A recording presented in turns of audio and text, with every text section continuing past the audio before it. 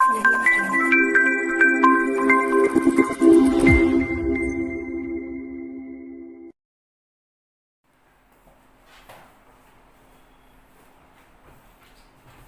છો વિદ્યાર્થી મિત્રો? હવે આપણે વિદ્યુત ભારિત કણના સંતુલન વિશે અભ્યાસ કરવાનો છે.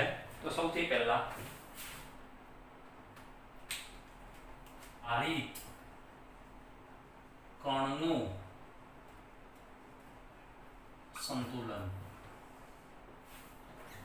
વિદ્યુત ભારિત કણના સંતુલન માટે આપણે બે ઓપ્શન વિચારી શકાય છે કે ભાઈ બંને સજાતીય વીજભારો છે કે વિજાતીય વીજભારો છે.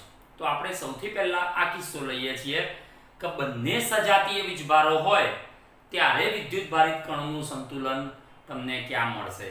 તો વિદ્યુત ભારિત કણનું સંતુલન તો આ હું કોના માટે લઉં છું? સજાતીય વિદ્યુત ભારો માટે. સજાતીય વિદ્યુત ભારો માટે મતલબ મારો કહેવાનો આ છે કે આ એક Q1 વિદ્યુત ભાર છે અને આ એક Q2 વીજભાર છે. બંને ધન છે. તો જો બંને ધન વીજભાર હશે તો જે ત્રીજો વિદ્યુત ભારિત કણ સંતુલનમાં છે, ત્રીજો વીજભારિત કણ સંતુલનમાં રાખવા માટે પહેલા તો કેટલી જગ્યાએ મૂકી શકાય? તો જરાક જુઓ, આ વિદ્યુત ભારોને જોડતી રેખા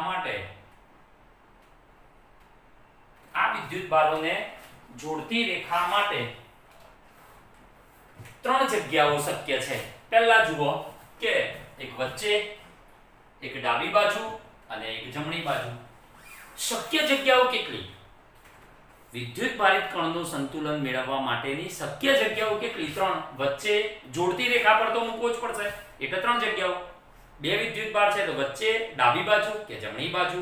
એકદમ ઈઝી ટોપિક છે. જ્યાં ભણો ત્યાં જ તમને એ ફાવે. જસ્ટ લોજિક જ લગાવવાના છે. તો હવે તમે જુઓ કે આ Q1 વીજભાર છે તો હું એક વચ્ચે ધારો કે +Q વીજભાર અહીંયા વચ્ચે મૂકું છું. એક જગ્યાએ અહીંયા વીજભાર મૂકું. ત્રીજો વીજભાર જે કણનું સંતુલન છે એ વિદ્યુત ભારિત કણ કયો છે? તો કે Q0. એનું સંતુલન. તો જે વિદ્યુત ભારિત કણનું તમે સંતુલન ધ્યાનમાં લો છો એ વીજભાર પર લાગતું પરિણામી બળ એ શું થાય? શૂન્ય. જે વિદ્યુત ભારિત કણ સંતુલનમાં છે એના પર લાગતું પરિણામી બળ તમારું શું થશે? શૂન્ય. તો એનો મતલબ તમારો આ થાય છે કે આ વિદ્યુત ભારિત કણનું સંતુલન મતલબ એ વિદ્યુત ભારિત કણ પર લાગતું પરિણામી બળ શું થાય? 0. બાકીના બે વીજભારો પર લાગતું પરિણામી બળ શૂન્ય થાય પણ ખરું અને ના પણ થાય. એ શૂન્ય થવું જરૂરી નથી. બાકી તમે જે કણના સંતુલનની વાત કરો છો એના પર લાગતું પરિણામી બળ 0 થવું જ જોઈએ. તો જ એ સંતુલનમાં કહી શકાય. તો હવે તમે વિચારો, આ Q1 અને Q2 વીજભાર ને જોડતી રેખા પર ત્રણ જગ્યાઓ શક્ય છે.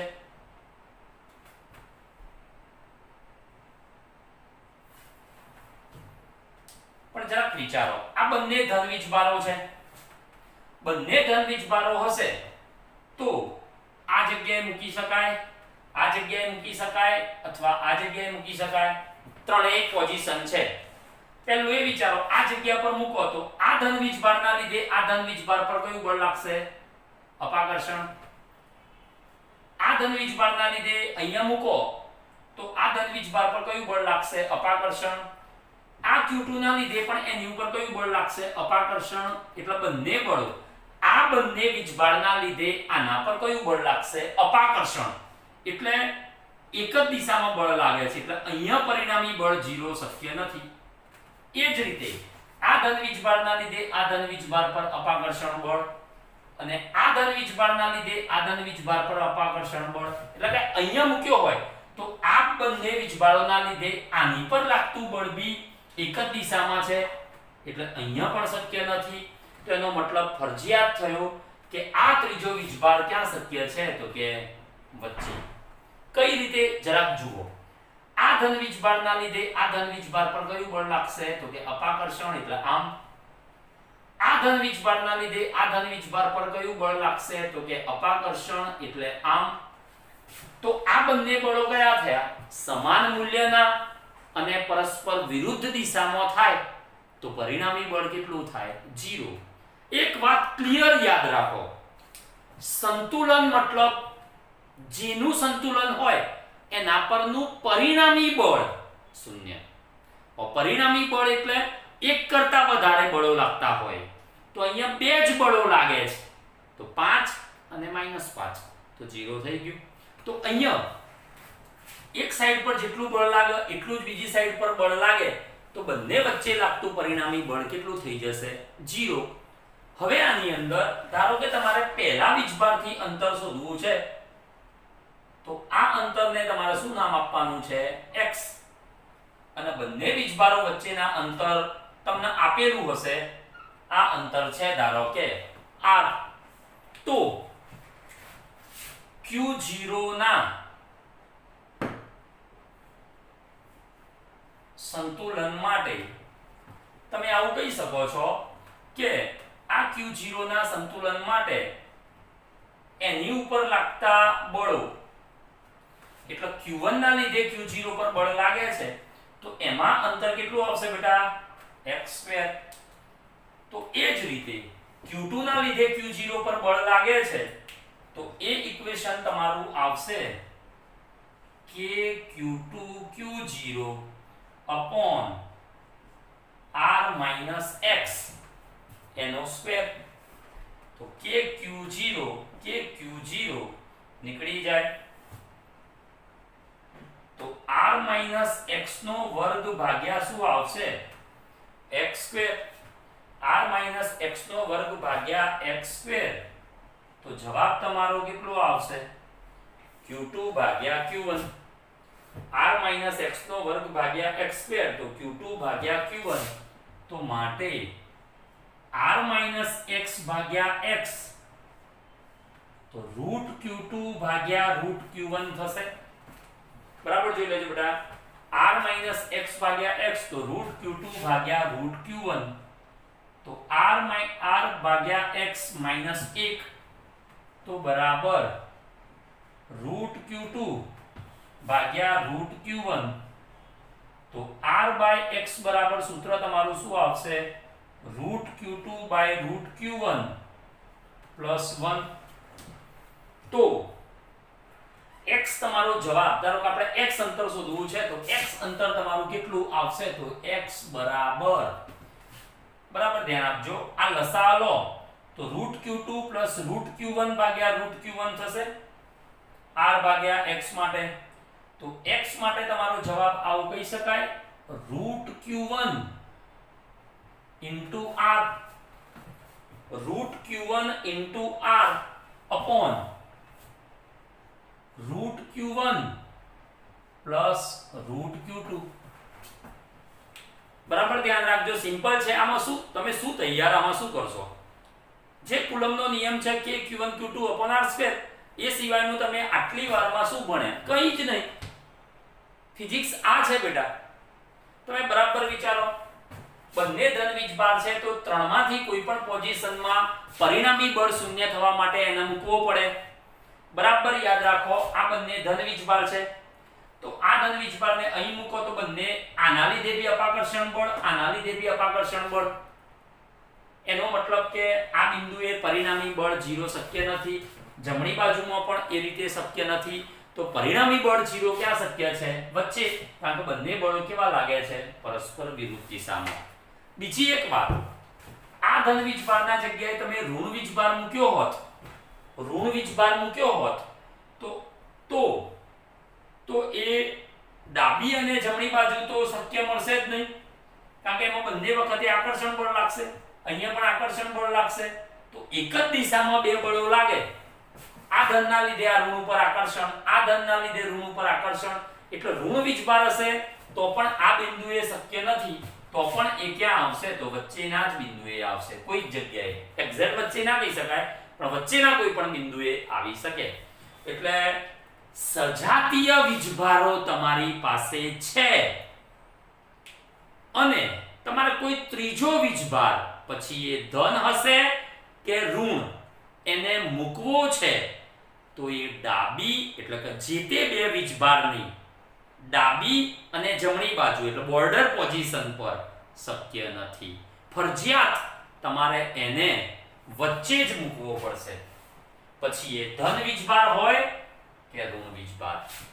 બીજી વાત, અહીંયા પણ બંને ધન જ હોવા જરૂરી નથી.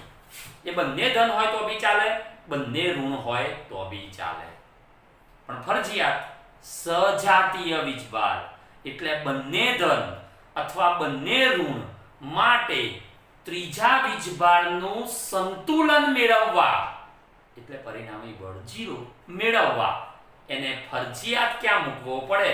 તો આ બે વિદ્યુત બારોની ક્યાંક પણ વચ્ચે જ, જોડતી રેખા પર તો ખરું પણ ક્યાંક વચ્ચે જ મૂકવો પડશે. હવે આવો એક્ઝામ્પલ તમે જાતે વિચારી નાખો. તો અહીંયા કોઈ વીજભાર છે 9q, અહીંયા કોઈ વીજભાર છે 4q.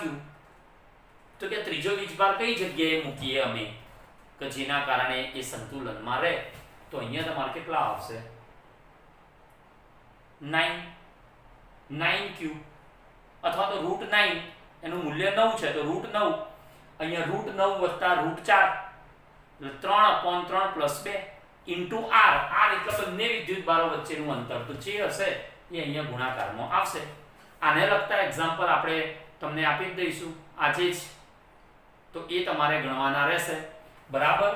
પણ આ એક્ઝામ્પલ જુઓ, √q1 એટલો મતલબ તમે q1 થી x અંતર ધાર્યું છે, તમે q2 થી પણ x અંતર ધારી શકો છો, જેમ તમને ફાવે એમ, બરાબર.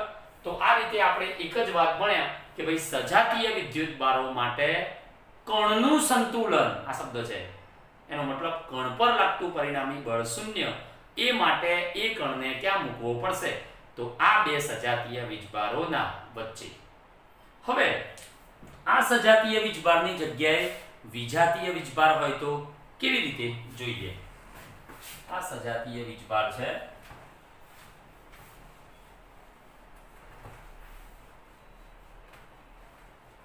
હવે આનું મસ્ત સોલ્યુશન તમે પોઝ કરી અને આખું સોલ્યુશન જાતે પણ બનાવી શકો છો અને તમે જે સમજ્યા હોય એ લખી શકો છો.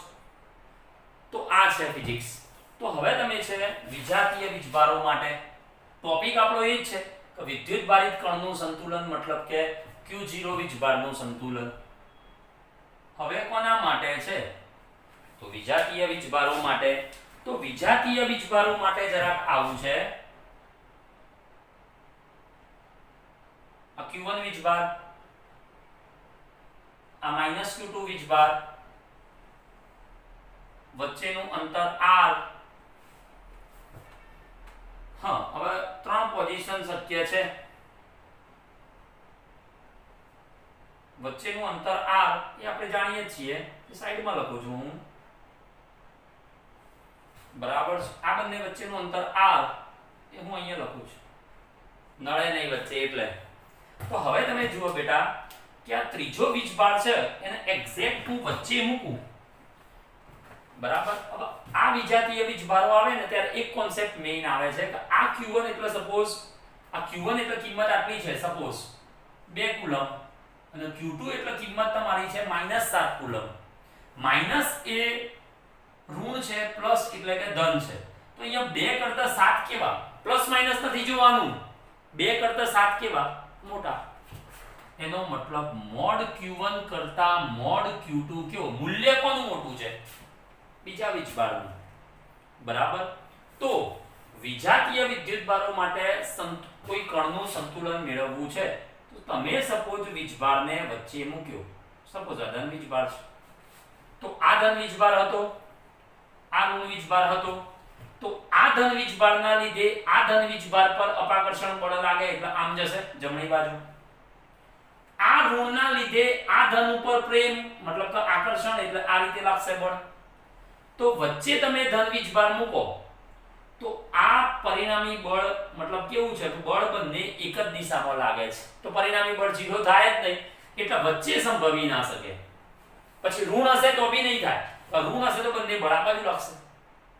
સપોઝ ઋણ હોય ધનના લીધે ઋણ ઉપર આકર્ષણ બળ એટલે આમ, આ ઋણના લીધે આ ઋણ ઉપર અપાકર્ષણ બળ એટલે આમ, તો પરિણામી બળ તો એક જ બાજુ લાગે છે. એટલે ધન વીજભાર મૂકો કે ઋણ વીજભાર મૂકો, વચ્ચે શક્ય નથી. તો હવે આપણે જોવાનું છે કે ડાબી બાજુમાં શક્ય છે કે જમણી બાજુમાં શક્ય છે. બરાબર. તો સપોઝ આપણે વિચારીએ કુલમ્બનો નિયમ છે, આમ તો રૂલ્સ છે, કેવી રીતે આવે છે સમજાવું છું, પણ રૂલ્સ છે કે छोटे वाले के पास ही आएगा, जिसका वैल्यू कम है उसके पास ही वो तीसरा चार्ज आएगा संतुलन प्राप्त करने के लिए. वो कैसे जरा देखिए. आप कूलम्ब्स का लॉ ऐसे लिखते हैं भाई कि Q1 Q2 bye are square. अब आपने इसमें एक वैल्यू कम है तो एक वैल्यू ज्यादा है, एक छोटी वैल्यू है एक बड़ी वैल्यू है, तो बड़े वाले के पास आपने इसको पुट किया, बड़े वाले के नजदीक आपने उसको पुट किया, तो होगा क्या, आ गुणाकारना લીધે આ મૂલ્ય વધે છે કારણ કે મોટા વીજભારની જોડે મૂકો છો, પણ મોટા વીજભારની જોડે મૂકો છો તો આ મોટા વીજભારના ગુણાકાર ઉપર વધી જાય છે. હવે એ જ વસ્તુ એની નજીક મૂકો તો ધારો કે આ વીજભાર મોટો છે તો એની નજીક મૂકો તો થશે શું, તો આ મોટા વીજભારના લીધે એને નજીક મૂકો એટલે અંતર ઓછું તો બળ કેવું વધારે, અને એનો આ વીજભારનું મૂલ્ય Q2 એ પણ મોટું છે તો આ પદના લીધે બી આ પદ વધે છે અને અંતરના લીધે બી આ પદ વધે છે, અને એટલા માટે મોટા વીજભારની નજીક આ સંતુલન ના મળે. અને એટલા માટે હંમેશા આપણે યાદ રાખીએ છીએ કે નાના વીજભારની જોડે જ આ વીજભાર આવે. મતલબ આ છે કે મેં આ રીતે લખ્યું વિજાતીય વીજભાર છે તો એક +7 કુલમ છે, એક -10 કુલમ છે, તો ત્રીજો વીજભાર સંતુલન મેળવવા માટે ધન હોય કે ઋણ ક્યાં મૂકી શકાય, વચ્ચે મળે જ નહીં. હવે એક જ પ્રશ્ન, ડાબી બાજુમાં મળે કે જમણી બાજુમાં, તો આ મૂલ્ય મોટું છે 10 મોટું છે 7 નાનું છે તો અહીંયા જ મળે, કારણ કે તમે અહીંયા મૂકો તો આ 10 ગુણ્યા આ વીજભાર એટલે અંશ તો વધી ગયો અને છેદમાં અંતર પાછું નાનું કારણ કે એની નજીક મૂક્યો છે. જ્યારે અહીંયા મૂકો દૂર તો 10 ગુણ્યા એ વીજભાર એટલે એ ગુણાકાર વધશે પણ આ અંતર વધશે એ એને બેલેન્સ કરશે. અંતર વધશે એ પેલો જે વધારાનો ગુણાકાર કે અંશ વધી જાય છે એને બેલેન્સ કરશે, કારણ કે આ જે વીજભાર છે એનું આ અંતર ઓછું. આ Q0 માં તમે આવું લખશો 7 Q0 x², સપોઝ આ અંતર હોય તો આ અંતર ઓછું હશે પણ ઉપર ગુણાકાર બી ઓછો છે.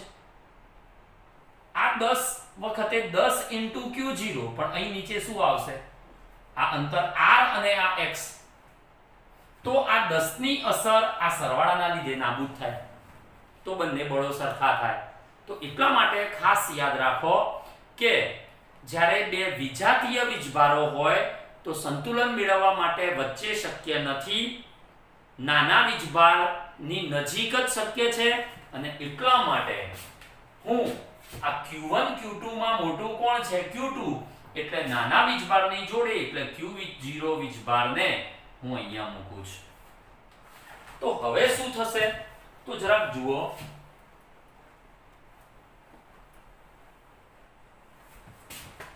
તો હવે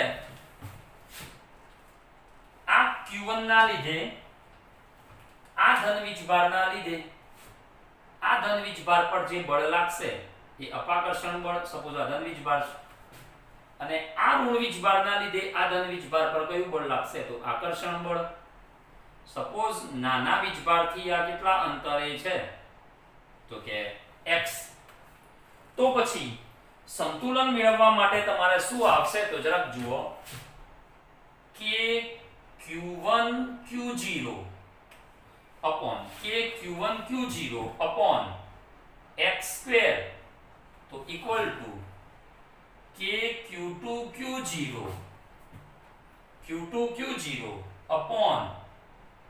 r - x નો r + x નો આ અંતર r એમાં એડ થાય તો x તો એ x નો વર્ગ, k અને q0 ઉડી ગયા, r + x ડાબી બાજુમાં આવશે તો r + x/x એનો હોલ સ્ક્વેર તો બરાબર √q2 ભાગ્યા √q1 તો માટે r + x ભાગ્યા x તો √q2 ભાગ્યા √q1 તો r/x = √q2 √q1 -1 x ભાગ્યા x એટલે 1 1 બીજી બાજુ ગયા એટલે -1 તો માટે આપણે x શોધવાનો છે તો જરાક જુઓ √q1 * r √q2 - √q1 /√q1 થશે √q1 ડાબી બાજુ આવે આપણે x શોધવાનો છે એટલે x જમણી બાજુ લઈ જઈએ તો √q1 * r √q2 - √q1 બરાબર તમારે શું આવશે તો કે x માત્ર મૂલ્ય જોવાનું છે કે 9 અને 25 તો એક વીજભાર 9 હોય તો અહીંયા 9 અહીંયા 25 મોટામાંથી જ નાનું બાદ કરવાનું છે અને બાદબાકી જ આવે વિજાતીય વીજભારો હોય ત્યારે તો ડાયરેક્ટ તમે x અંતર શોધી શકો છો મતલબ તો આ વીજભારથી આ અંતર કેટલું છે એ તમને મળી ગયું x તો એ તમારો આ જવાબ આવશે તો આપણે અહીંયા આવું ભણ્યા કે વિજાતીય વીજભારો હોય એટલે એક ધન હોય ને એક ઋણ હોય અથવા એક ઋણ હોય ને બીજો ધન હોય તો ત્રીજો વીજભાર જેનું તમારે સંતુલનમાં રહે એવી જગ્યાએ મૂકવો છે તો એ સ્થાન ત્રણમાંથી કયું તો પહેલા વચ્ચે મળે નહીં ડાબી બાજુ અથવા જમણી બાજુ મળે તો મોટા વીજભારની નજીક ના મળે નાના છોટે વાલે કે પાસ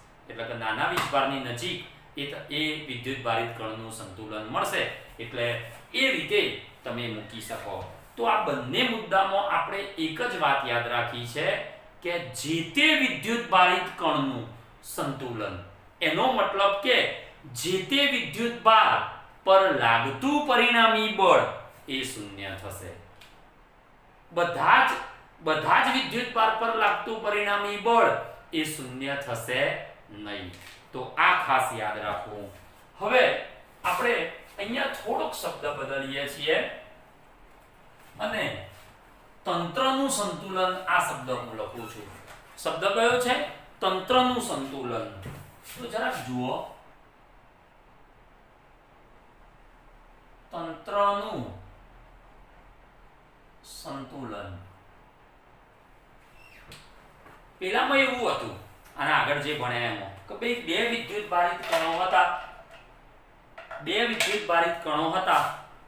તો આ બે વિદ્યુત ભારિત કણમાં ત્રીજો વીજભાર વચ્ચે ડાબી બાજુ જમણી બાજુ કોઈક જગ્યાએ તમે મૂકતા હતા એના લીધે એ વીજભાર એટલે કે q0 વીજભાર સંતુલનમાં રહેતો હતો અહીંયા મેં શબ્દ બદલ્યો છે એ ટોપિક હતો વિદ્યુત ભારિત કણનું સંતુલન અહીંયા તમારો શબ્દ છે તંત્રનું સંતુલન મતલબ એ છે કે તમારી જોડે બે કે ત્રણ વીજભાર છે હવે તમે કોઈ ચોથો વીજભાર એની અંદર મૂકો છો તો એ વીજભાર મૂકવાથી કોઈ પણ વીજભાર પછી ગમે તે વીજભાર તમે લો એના પર લાગતું પરિણામી બળ શૂન્ય થાય તો એને તમારો શબ્દ શું કહી શકાય છે કે તંત્રનું સંતુલન તંત્ર મતલબ કોઈ પણ વીજભાર પર લાગતું પરિણામી બળ શૂન્ય કોઈ પણ વીજભાર પર લાગતું પરિણામી બળ શૂન્ય એનો મતલબ કે તંત્રનું સંતુલન બરાબર તો આ મુદ્દો છે તો આ તંત્રના સંતુલન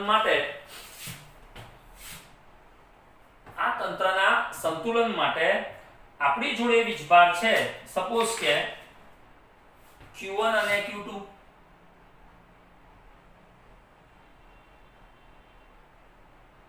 આ Q1 અને Q2 આવા બે વીજભારો છે હવે આ Q1 અને Q2 વીજભારો માટે તમે ડાબી બાજુ એટલે કે આ સજાતીય વીજભારો હશે તો ડાબી બાજુ કે જમણી બાજુ વિદ્યુતભાર મૂકો તો સંતુલન મળતું નથી તો પછી તમે ત્રીજો વીજભાર તમે ક્યાં મૂકતા હો છો તો એ બેના જોડતી રેખા પર વચ્ચે કોઈક સ્થાને આ વીજભાર મૂકતા હો છો તો જેના કારણે સપોઝ આપણે આ બંને ધન વીજભાર લીધા છે, હવે આ બંને ધન વીજભારના લીધે આ ઋણ ઉપર કયું બળ લાગે? તો જરાક જુઓ, આ ધનના લીધે ઋણ ઉપર કયું બળ લાગશે? તો આકર્ષણ. આ ધનના લીધે ઋણ ઉપર કયું બળ લાગશે? તો આકર્ષણ. તો આ પરસ્પર વિરુદ્ધ દિશા થાય, એનો મતલબ કે પરિણામી બળ 0. ફરીથી બીજું જુઓ, આ વીજભારનું સંતુલન ધ્યાનમાં લેવું હોય તો આ ધન વીજભારના લીધે આ ધન વીજભાર પર અપાકર્ષણ બળ અને આ ઋણ વીજભારના લીધે આ ધન વીજભાર પર આકર્ષણ બળ. તો આ વીજભાર પણ કેવો રહે છે? સંતુલનમાં. ત્રીજી વસ્તુ છે, આ ધન વીજભારના લીધે આ ધન વીજભાર પર અપાકર્ષણ બળ, એ જ રીતે આ ઋણ વીજભારના લીધે આ ધન વીજભાર પર આકર્ષણ બળ, એટલે આ વીજભાર પણ કેવો રહે છે? તો કે સંતુલનમાં. તો કહેવાનો મતલબ એ છે કે જ્યારે દરેક વીજભાર પર લાગતું પરિણામી બળ શૂન્ય થાય, એનો મતલબ કે તંત્ર એ સંતુલનમાં છે. તો આ તંત્ર સંતુલનમાં હોય તો આપણે આ રીતની વાત યાદ રાખીએ છીએ કે ભાઈ જ્યારે દરેક વિદ્યુત ભાર પર લાગતું પરિણામી બળ શૂન્ય થાય ત્યારે એ તંત્ર સંતુલનમાં છે તેમ કહેવાય. ત્યારે એ તંત્ર સંતુલનમાં છે એમ કહેવાય. તો હવે આપણે તંત્રના સંતુલન વિશે ભણ્યા કે જ્યારે દરેક વિદ્યુત ભાર પર લાગતું પરિણામી બળ શૂન્ય થાય ત્યારે એ તંત્ર સંતુલનમાં છે એમ કહી શકાય છે. હવે આની અંદર તમે ઋણ વીજભાર પણ લઈ શકો છો, ધન વીજભાર. હવે ઋણ વીજભાર માટે તંત્ર સંતુલનમાં આવે છે, પણ એ જ જગ્યાએ તમે આ ધન વીજભાર લીધો છે, આ ધન વીજભાર લીધો છે Q1 અને Q2. હવે વચ્ચેના કોઈ બિંદુએ તમે ધન વીજભાર મૂકો તો આ તંત્ર યાદ કરો, આ વીજભાર સંતુલનમાં હતો કારણ કે આ ધનના લીધે આ ધન ઉપર અપાકર્ષણ બળ, આ ધનના લીધે આ ધન ઉપર અપાકર્ષણ બળ, એટલે આ વીજભાર સંતુલનમાં છે. પણ તંત્રનું સંતુલન કહેવા માટે તો બધા પર લાગતું પરિણામી બળ 0 થવું જોઈએ. તો જરાક વિચારો, આ ધનના લીધે આ ધન ઉપર અપાકર્ષણ, આ ધનના લીધે આ ધન ઉપર બી અપાકર્ષણ બળ, તો આની ઉપર લાગતું પરિણામી બળ 0 થતું નથી. મતલબ આ સંરચના શક્ય નથી. તંત્રના સંતુલન માટે આ સંરચના શક્ય નથી. બરાબર? તો હવે તમને આઈડિયા આવી કે ભાઈ તંત્રનું સંતુલન મીન્સ વોટ? કે જ્યારે દરેક વીજભાર પર લાગતું પરિણામી બળ શૂન્ય થાય ત્યારે એને તંત્રનું શું કહી શકાય છે? તો કે સંતુલન. બરાબર? તો હવે આપણે જોઈએ કે આ તંત્રના સંતુલનને લગતા કેટલાક સરસ એક્ઝામ્પલ. તો એમાં સૌથી પહેલા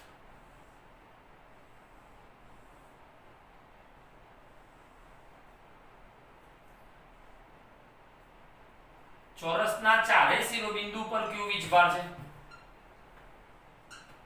હવે કેન્દ્ર પર તમારો વીજભાર કેટલો છે? તો કે કેપિટલ Q. તો હવે આ કેપિટલ Q વીજભારના સંતુલન માટે, આ કેપિટલ Q વીજભારના સંતુલન માટે આ Q નું મૂલ્ય કેટલું રાખવું જોઈએ? તો જરાક વિચારો, આ બાજુનું માપ કેટલું? A, આ બાજુનું માપ A, આ બાજુનું માપ A અને આ બાજુનું માપ પણ A.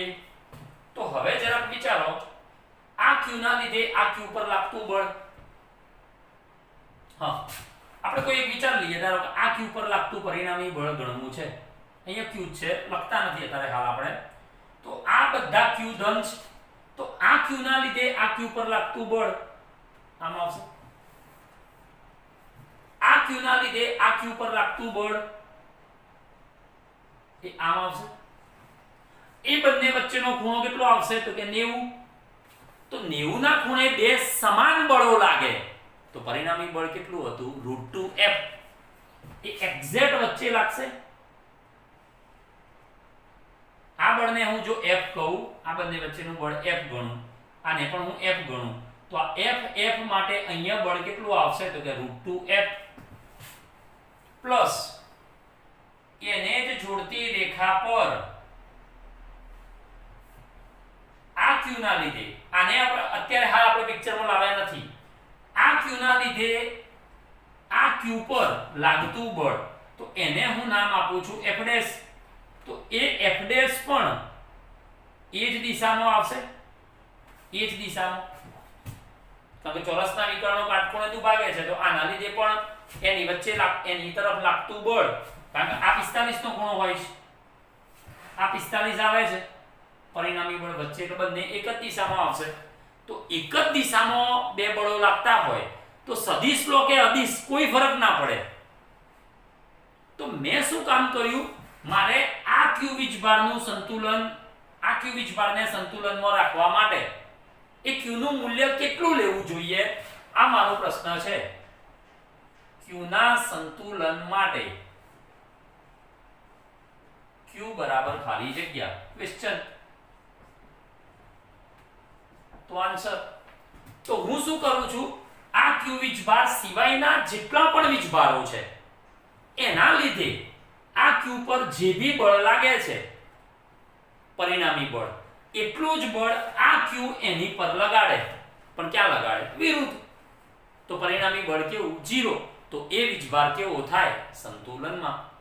તો અહીંયા તમારી જોડે વાત આ છે કે આ બધા વીજભારોના લીધે q પર લાગતું પરિણામી બળ, તો એ આપણે લઈ શકાય છે √2F plus √2F plus F dash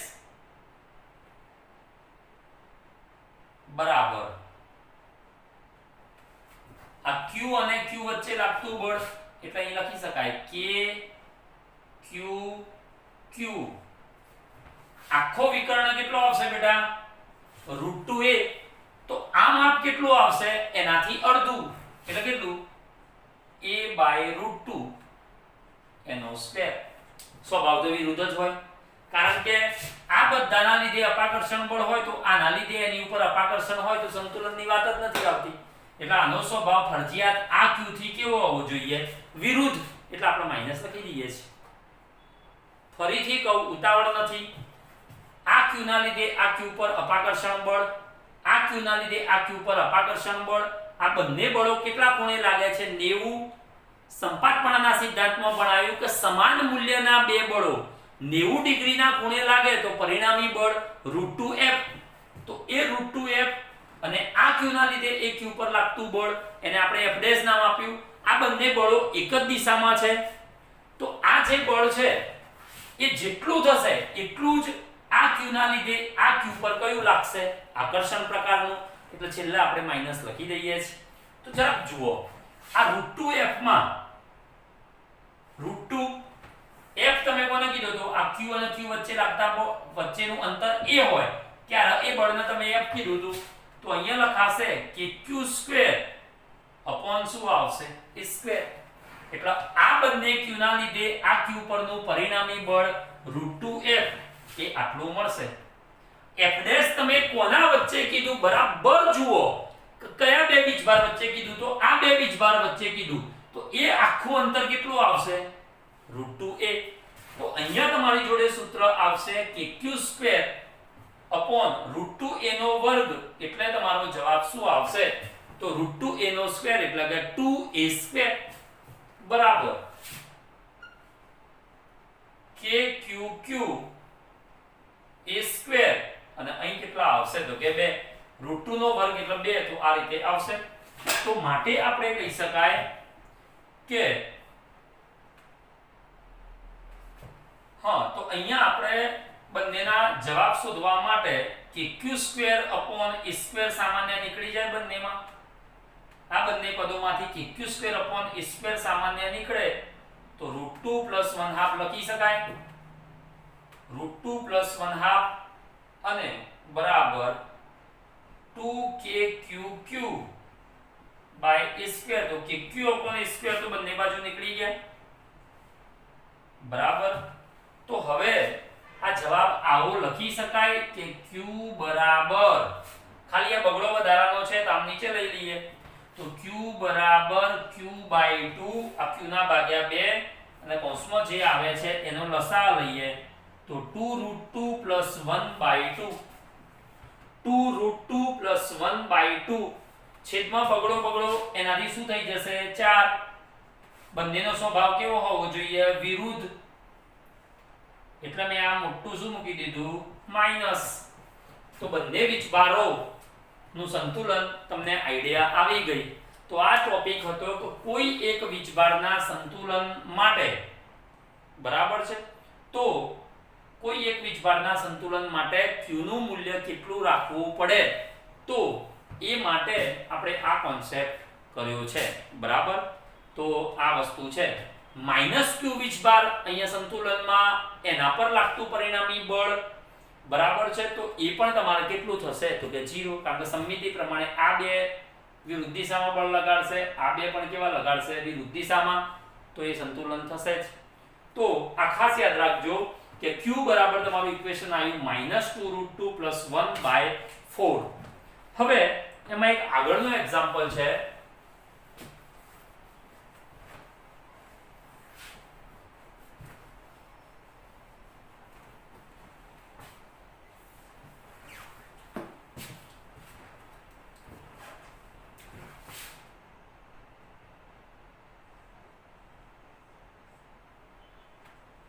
કોઈ વિદ્યુત ભારિત પદાર્થ ના બે ટુકડા એવી રીતે કરવામાં આવે છે કે જેથી બંને ટુકડા વચ્ચે લાગતું બળ મહત્તમ થાય. કોઈ વિદ્યુત ભારિત પદાર્થના બે ટુકડા એવી રીતે કરવામાં આવે છે કે જેથી બંને ટુકડા વચ્ચે લાગતું બળ મહત્તમ થાય. બરાબર. કઈ રીતે કરવા, બે ટુકડા કઈ રીતે કરવામાં આવે, કઈ રીતે કરવામાં આવે કે જેથી બંને ટુકડા વચ્ચે લાગતું બળ મહત્તમ થાય, તો આ આન્સરની વાત આવી. સપોઝ હવે તમે અહીંયા માની લો કે કોઈ પદાર્થ ઉપર q વીજભાર છે, આ પદાર્થના બે ટુકડા કર્યા, હવે આપણે આવું માની લઈએ છે આ કુલ વીજભાર q એનું સંરક્ષણ તો થાય જ, તો એક વીજભાર પર q, એક વીજભાર q છે તો બીજો વીજભાર કેટલો થાય q - q. એક વીજભાર q છે તો બીજો વીજભાર થશે q - q. બંને વચ્ચેનું અંતર સપોઝ d છે, બંને વચ્ચેનું અંતર સપોઝ d છે, બરાબર. હવે આ બળ મહત્તમ થવા માટે, બળ મહત્તમ થવા માટે એના ટુકડા કઈ રીતે કરવા જોઈએ, આ આપણો પ્રશ્ન છે. તો સૌથી પહેલા પદાર્થ ઉપરનો કુલ વીજભાર કેટલો છે તો કે q. પદાર્થ પરનો કુલ વીજભાર q છે, એના બે ટુકડા કરતા એક ટુકડા પર સ્મોલ q, તો બીજા ટુકડા ઉપર આપણે x ધારતા હતા a, તો એકના ઉપર x તો બીજાના પર q - x જેટલો વીજભાર હોય. બંને વચ્ચેનું અંતર d છે, તો કુલમનો નિયમ લખીએ તો F = k, બંને વીજભારનો ગુણાકાર, તો આવું આવશે q * q - q /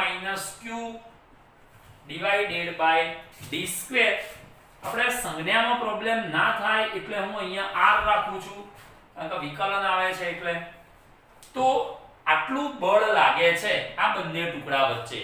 હવે તમે બરાબર વિચારો કે આ બંને ટુકડા વચ્ચેનું લાગતું બળ મહત્તમ છે, એનો મતલબ કે બળ મહત્તમ થવા માટે એનું પ્રથમ વિકલન, મહત્તમ થવા માટે એનું પ્રથમ વિકલન શું થવું જોઈએ 0.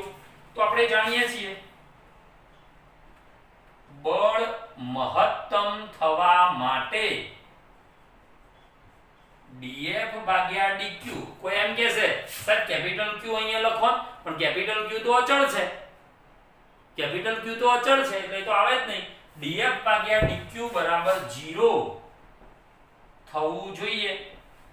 તો એટલા માટે આપણે અહીંયા શું કામ કરીશું તો ભાઈ df ભાગ્યા dq, તો k/r² તો અચળ છે એટલે એ તો બહાર આવી જશે કારણ કે વીજભારની સાપેક્ષે આ બેને કઈ ફરક ના પડે, તો વિકલન હજુ કર્યું નથી એટલે d ભાગ્યા dq, q આ q અંદર ગુણી નાખું તો q માઈનસ q², મહત્તમ કે ન્યૂનતમ શબ્દ આવે એનો મતલબ પ્રથમ વિકલન 0 થાય છે, તો આ પ્રથમ વિકલન હું 0 મૂકું,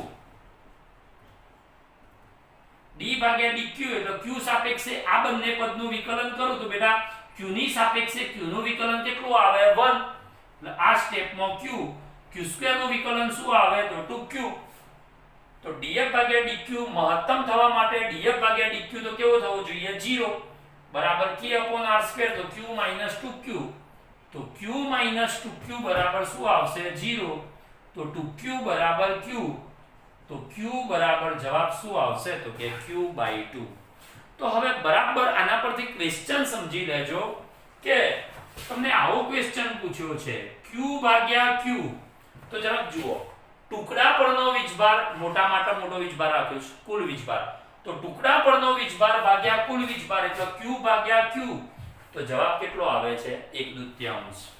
કુલ વીજભાર ભાગ્યા ટુકડા પરનો વીજભાર તો 2.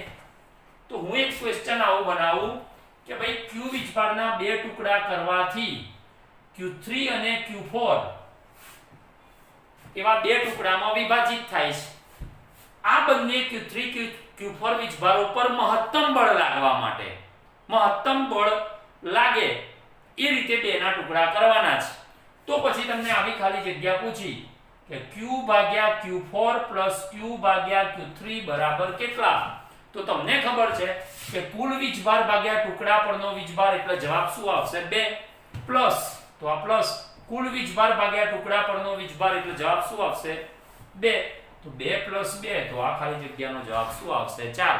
ગુરુત્વાકર્ષણમાં મેં આ પ્રકારનો ક્વેશ્ચન તમને ગણાવ્યું બી છે અને ટેસ્ટમાં પણ પૂછ્યું છે, તમે જાણતા હશો આ બરાબર. તો આ વસ્તુ છે q/q4 + q/q3 તો ઇક્વલ ટુ કેટલા, તો 2 + 2 ઇક્વલ ટુ તમારે શું આવશે તો કે 4 બરાબર.